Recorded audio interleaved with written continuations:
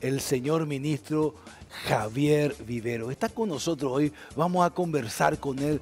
¿Cuál es la historia que hay detrás del ñeepotú o poesía, dicho en castellano? Acompáñenme, vamos a hablar con el señor ministro.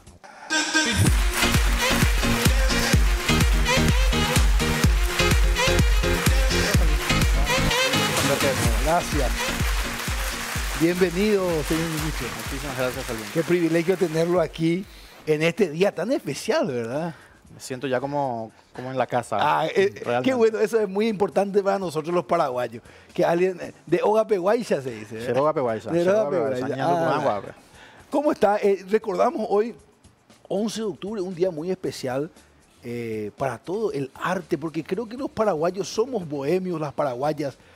Tenemos el arte metido en las venas, ¿eh? Así, ministro. Sí, totalmente, Salim. A nosotros, los paraguayos, nos gusta mucho el arte y, bueno, la poesía es seguramente el género más delicado que tiene la literatura. Es el género más delicado, es el género más exigente que tiene la literatura. Sin duda, ¿verdad? Las prosas. ¿Y qué podemos recordar? Hoy, 11 de octubre, hacíamos una introducción recién. Fallecía un día como hoy, en el 67 del siglo XIX, allá en plena guerra, en plena epopeya de la Triple Alianza, don Natalicio Talavera. ¿Quién fue él, ministro? Bueno, se lo considera el primer poeta paraguayo y al mismo tiempo el primer cronista de guerra. Lo de Natalicio es extraordinario, ¿Ah, sí? Salim. Durante la guerra Guazú, él colaboró con sus versos en Cabichuí, este periódico de trinchera. Fue uno de nuestros, o sea, es el precursor del género, escribió en castellano, escribió en guaraní y bueno, falleció de cólera en 1867 ahí en el campamento de Paso Pucú. Una gran pérdida realmente para nuestras letras. Pero como siempre sucede, Salim, con los literatos, los poetas, sus obras, si son buenas, los sobreviven. Y es el caso de nuestro querido Natalicio Talavera. Y significa mucho también su actividad periodística, señor ministro. Sí, por supuesto, como un precursor de la crónica, como un cronista, como un corresponsal de guerra, un cronista de guerra, que estuvo ahí en el campo de batalla, en esa guerra que nos destruyó prácticamente, claro, ¿no? Claro. Como país. Esa guerra donde la triple tenaza de los aliados nos oprimió con todo. Sí, él escribía poemas, yo investigué un poco de él, y los primeros poemas eran bélicos, ¿verdad? Tenían que ver con lo que él estaba viviendo en el momento, ¿verdad? Sí, recuerdo sobre todo, Salim, un poema donde él se burlaba del marqués de Caxias. Marqués sí, luego se llama. Sí, el marqués de Caxias, Marqués Caxián le decía. Marqués Caxián, sí. Le decía, eso apareció, si no estoy descaminado, estuvo en Cabichuí o en el Centinela. Es también importante su figura, Salim, porque hay un episodio de verdad vertebral quizá dentro de lo que es la lingüística de nuestro país. En 1866 se dio, o fue 866 o 67, no recuerdo con exactitud, se dio un pequeño congreso de la grafía en plena guerra de la Triple Alianza. El mariscal López se dio cuenta de que en el guaraní se escribía de una forma en Cabichuí, de otra forma en Centinela. Entonces, en el Centinela entonces dijo, bueno, señores, Peñón Batú y Bepe, y unifiquen esto, no puede haber esta diversidad. Entonces ahí estuvieron las grandes mentes de esa época, ¿no? En una pequeña reunión, en un día ahí en Paso Pucú, bajo los naranjales del campamento de Paso Pucú, estuvieron Tristán Roca, el boliviano Tristán Roca, Fidel Maíz, el propio Natalicio, el gran Juan Crisóstomo Centurión, gran Juan Crisóstomo, porque es a mi juicio el mejor escritor paraguayo del siglo XIX. Recomienda leerlo. Totalmente, sobre todo esta obra suya donde están las memorias, sus memorias de la guerra del Paraguay. Lo bueno es que él fue decán del mariscal López y estuvo muy cerca en todos los grandes momentos, los momentos más álgidos en la guerra, y por eso sus memorias son fantásticas. Son utilísimas. Y Salim, te interrumpo un poquito más. Escribe demasiado bien, tiene una cultura clásica increíble, grandísima cultura clásica. Esta prosa trabajada, con oraciones subordinadas, un verdadero genio de nuestras letras. Sí, sí. Te contaba, Salim. Entonces sí. lo que hicieron es reunirse ahí y sacaban lo que se llamó el alfabeto de Paso Pucú, una unificación de la grafía, una unificación de la escritura de nuestra lengua nuestra querida lengua nativa indoamericana, y fue un paso fundamental para Moisés Bertoni. Fue el alfabeto popular, el mejor de los alfabetos populares, el que hicieron ahí, el que lo graban en Paso Pucú. Y Natalicio Talavera fue uno de esos hombres. Que estuvo en esa convención. Uno de esos prohombres. Sí, estuvo en ese congreso. Y fue mutando, ministro, la forma de escribir el guaraní. ¿Verdad? Si uno ve libros, mi madre fue periodista folclórica y declamaba en guaraní. Y me prestó me obsequió algunos libros de la década del 70, 80 y cuesta un poco leer, ¿verdad? Porque sí, usan la JH en vez de la G, ¿verdad? Y nosotros en el colegio ya estudiamos diferente. ¿Es así? Sí, así mismo. Eso es la manera en que se escribía antes, pero nosotros, el guaraní, como siempre fue una lengua oral, y con el tiempo fue adquiriendo la escritura, primero con los colonizadores, ¿verdad? Y luego tuvimos este congreso, en 1950 hubo también un gran congreso en Uruguay, y hoy en día, Salim, tenemos la Academia de la Lengua Guaraní, un logro gigantesco, la academia que ha podido dar con un alfabeto, un diccionario, una gramática, y tenemos sobre todo, Salim, un corpus bastante rico en cuanto a poesía. También se han escrito ensayos, novelas y cuentos. Es una lengua que tiene una gran vitalidad y está caminando muy fuerte también con la escritura. Novelas tenemos unas 6, 7 más o menos, pero son pocas, pero son, parafraseando al poeta justamente peruano Vallejo, César Vallejo. César Vallejo. ¿Cómo es? ¿Son pocas? En realidad sus versos dicen son pocos, pero acá cambiamos un poco porque se trata de las novelas. Son pocas, pero son. Y van a seguir en aumento. Ah, qué maravilla, qué bueno. Distinguido Diego Martínez. Ministro, el gusto de tenerlo aquí en Buenos Días, América. Y Diego, para ahondar un poco más y preguntarle, en el estado anímico de las tropas, de los soldados, en momentos bélicos, ¿qué papel, además de todo lo que ya estabas contando, jugó realmente el poeta o la poesía? Bueno, yo creo que un papel fundamental, Diego, un papel fundamental, sobre todo como un aliciente, ¿no? Fue un arma más de la defensa. Estos periódicos de trinchera que servían de vehículos a los poemas de nuestros vates, fueron realmente los que insuflaron energía y fervor bélico, en este caso, a esos brazos que bregaban por expulsar al invasor, ¿no? Yo creo que el papel fue fundamental, fue vertebral. Qué importante. Y también la moral del ejército, el Cabichuí. ¿Es cierto, ministro, que se escribía en guaraní 100%? El Cabichuí no, se escribía en castellano y guaraní. Ambas idiomas. Sí, el que era 100% en guaraní se llamaba Cacique Lambaré. Ah, ya, por eso, de ahí viene la fortaleza de ese nombre. Sí, sí, sí. ¿Y cómo se imprimía ese dato? Llama la atención, ¿verdad? Bueno, en plena trinchera. Es increíble la historia. Por ejemplo, como vivíamos aislados por el bloqueo de los aliados, nuestros antepasados hacían el papel de caraguatá. Hacían papel de caraguatá y la tinta hacían del cumandaju, este poroto negro. Y se imprimía como se podía, porque el ejército fue migrando, fue yendo de un lugar a otro. Y salieron muchísimos números. Recuerdo que el Museo del Barro recopiló todos los números de Cabichuí. Es una joya. Yo tengo ese libro y ¿en serio? me suelo solazar mirando el Centinela y Cabichuí. Una maravilla que todos los paraguayos deberíamos, sin duda, ojear alguna vez. Le quiero preguntar también, Salina, al ministro, hoy con la entrada muy fuerte de la inteligencia artificial, y por sobre todo para valorar aquel que piensa, lee, plasma y publica un libro, ante lo que es la inteligencia artificial, a quien vos le pedís o a la que le pedís algo y específicamente también te da el retorno de una especie de creación. ¿Qué valor cobra, ministro, cuando hay una creación propia independiente a lo que hoy te da la tecnología? Bueno, yo te puedo decir, Salim, que noto perfectamente la poesía escrita por la IA porque es una pésima poeta. Yo he probado la IA generativa, ChatGPT, por ejemplo, y sí, son versos escolares de una calidad pésima. No tiene pues la vivencia humana, no tiene esa capacidad, sí, no tiene esos sentimientos. O sea, es una máquina a la que se le alimentó con mucha información, ¿no?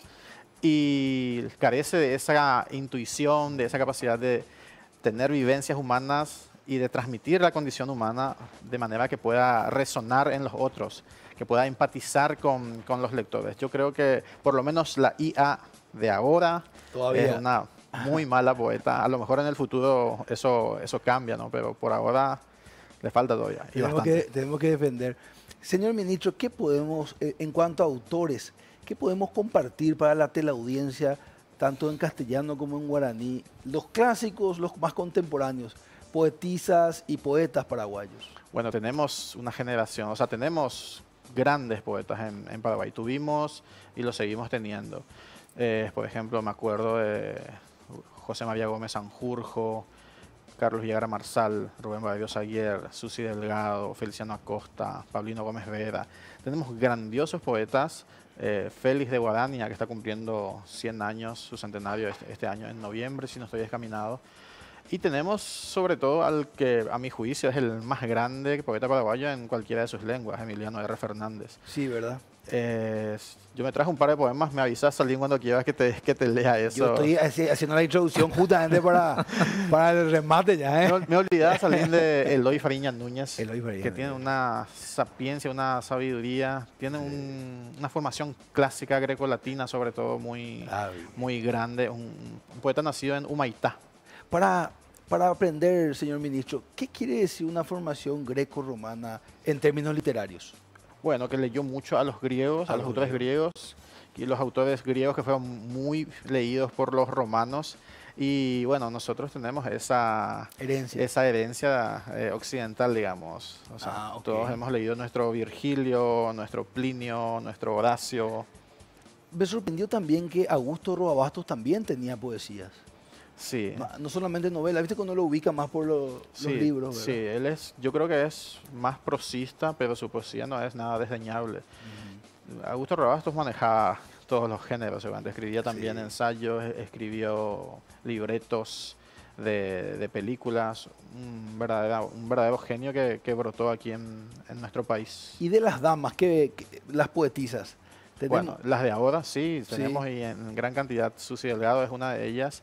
Otra poeta que a mí me gusta mucho, cuya poesía me gusta mucho, es Dora Gómez Bueno, la escritora luqueña. Escribe una poesía de tinte erótico y es realmente romance puro, destacable. Ah, qué bueno. Señor ministro, ¿qué le parece? Sin ánimo de presionar, ¿cómo se dice?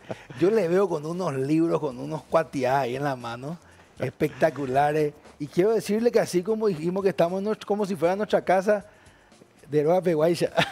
Bueno, adelante. Voy a hacer una propaganda rápida entonces. Ok, adelante. Mi tiempo es breve porque de acá estoy yendo al Chaco con el ministro de Educación. Estamos lanzando el diccionario de la lengua com y apuntes de la gramática de la lengua com. Por primera vez la lengua com, esta lengua indoamericana, va a tener esta publicación. Es un rescate enorme realmente. Pero vamos a lo nuestro, la poesía. Disculpe, ministro, la lengua com. Solamente para que quede claro, ¿qué es la lengua com? Bueno, la lengua com es una de las 19 lenguas indoamericanas, una de las 19 lenguas de la América India que se hablan aquí en nuestro país. Ellos están ahí en Cerrito. Y son unas 2.000 personas más o menos, pero que tienen gran vitalidad aún su lengua, ellos mantienen sus costumbres. Y este instrumento, un diccionario y una gramática, es fundamental, son instrumentos fundamentales para que ellos puedan enseñar en las escuelas y que puedan pasar esa antorcha de su lengua, de su cultura, a las nuevas generaciones. ¿Y de qué familia lingüística es? Por ejemplo, ¿cómo se dice hola o amor, boraujú en guaraní, amor en castellano, en congo? Es la única lengua que pertenece a la familia lingüística Guaycurú. Tenemos nosotros 5 familias lingüísticas y la lengua com es la única que pertenece. No te voy a decir esos vocablos porque no lo sé, pero sí, es la única. Son diferentes al guaraní. Sí, por completo. Tiene una gramática diferente, la sintaxis es distinta y la sonoridad. A mí me gusta mucho, suena muy bien al oído, es muy eufónica. Qué bueno. Ahora me gustaría pedirle al señor director, vamos a poner una guitarrita de fondo, por favor. Y el señor ministro nos va a declamar en guaraní o en castellano.